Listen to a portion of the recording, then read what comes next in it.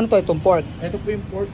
Okay. Kakaubos lang po nung Japanese eh. Ito, Ito? yung pork and shrimp na premium siomai. Ay, wow. Tapos may delivery kayo, no? Opo, for the go. Ayun, may delivery sila guys.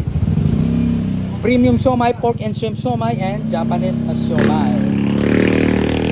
Alright guys ha, once again, dito yan ha, sa Barangay Poblacion, Arayat, Pampanga, tabi ng Santa Catalina Church. Now, amazing ha mo. Amazing. Iitik ini guys, iitik. Magmerienda tapa mo nga siomai. Itong garlic namin, legit na garlic to, hindi to yung cornic. Hindi siya yung peke, no? Oo. Ito Talagang legit na totoo. garlic. Ayun. Yan ang gusto ko sa ano. Ito yung chili garlic din namin. Legit din yung boss. Ay, wow. Perfect. Talagang ano talaga, no? Natural, no? Opo, natural yan. Natural. Hindi siya yung peking ano lang. Tapos ito, timplado ng mama ko to. Templado. Lola Peri. Ay, wow. Ayun. Guys, manyaman. Ito na guys, oh. Ito yung pork siomai.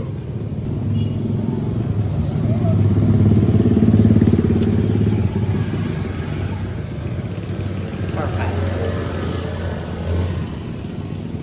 Alang sarap. Hindi siya yung ano talaga, yung puro patatas lang. Ano talaga siya? Pork, siomai.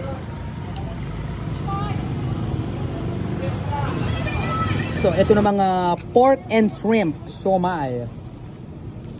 Meron din silang Japanese, kaya lang naubusan na kasi nga masarap.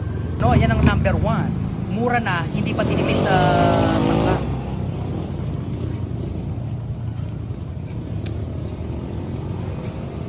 Parang mas gusto ko to. Ano sir, ano yan? Yan, sir. Premium. Kaya naman pala, mas masarap, premium. Shrimp yan sir. Talaga? Magkano itong ganito, sir?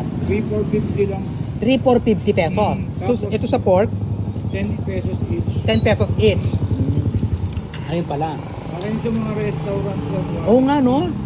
Restaurant quality. Kaya pala sabi ko, ano talaga, para kung kumain sa, sa Chinese restaurant. Yes sir, may Bonsarium sa Manila. Ayun. Ang gumagawa na.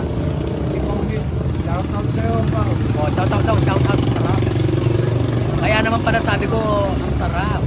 Hindi siya yung yung kasi ba yung mga common ngayon, yung mga puro patatas. Ito talagang sabi ko nga legit na siomai. Oh.